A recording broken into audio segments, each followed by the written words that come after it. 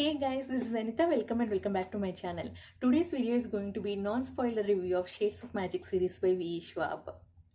I read this series last year, June and July, but I did not have channel then and I did not talk about this at all.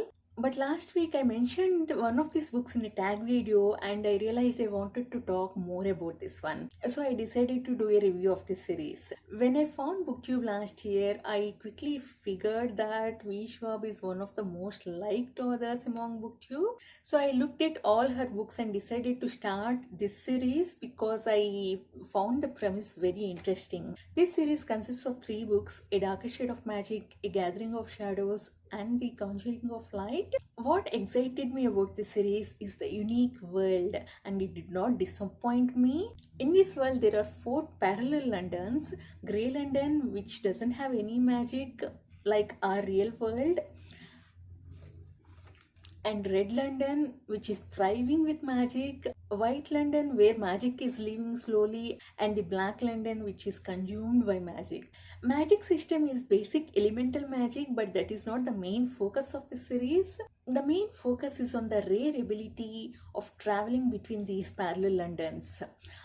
People who can do that are called Antari, and they are very rare. We mainly follow this character called Kel from Red London, who is an Antari. He travels between Londons, exchanging letters between kings, and he also smuggles different objects between Londons, which is forbidden. One day he was asked to smuggle one object from one London to another, and that's when things get messed up and set the events of the series. We also follow another character called Lila from Grey London. She is an orphan and thief, and she gets involved with Kel because of some unforeseen circumstances. I like the world a lot. There are no info dumps. Schwab is very precise in explaining her world. The differences between Londons are evident and we can imagine them very clearly. And I enjoyed Schwab's writing a lot. It just flows smoothly. And I liked all main characters introduced in book 1. Kelly is adopted by King and Queen of Red London and raised along with their son Rai. Though Kelly is loved by them, sometimes he struggles to fit in with the royal family.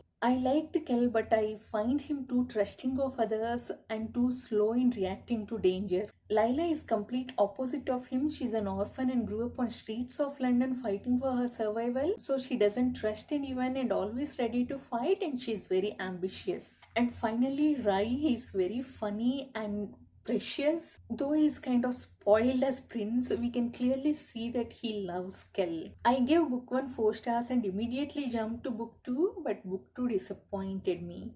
It starts 4 months after the events of book 1 and it focuses too much on introducing this new character. I wouldn't have minded that if that new character is relevant to the main plot, but that's not the case. Book 2 completely deviates from the main plot. There are hints of the main storyline happening behind the scenes, but we get focus on that only in the last 50 pages. My main complaint of book 2 is repetition.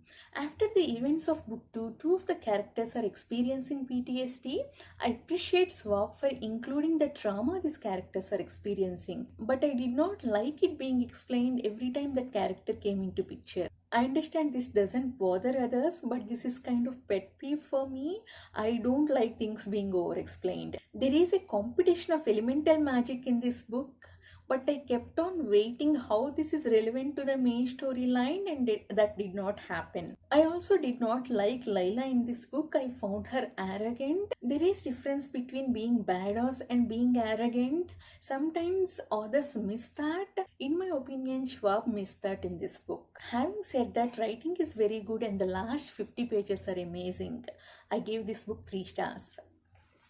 Book 2 ends with a cliffhanger and book 3 immediately follows the events of that, and it does everything I wanted from book 2. It sticks to the main storyline without any distractions, and all small characters introduced in book 2 finally play some part. It is definitely better than book 2, but I still did not enjoy this as much as book 1.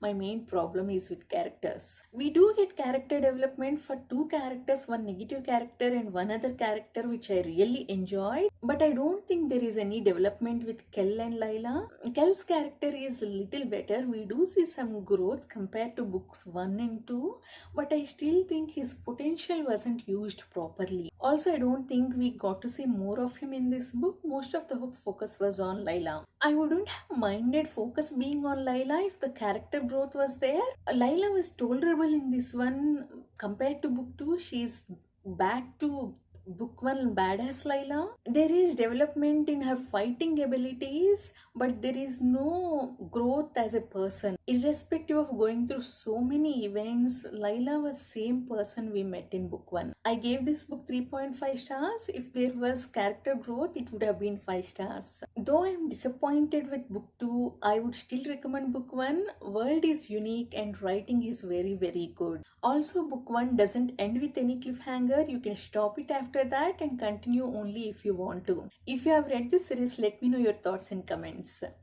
Thank you for watching. See you in the next video. Bye bye.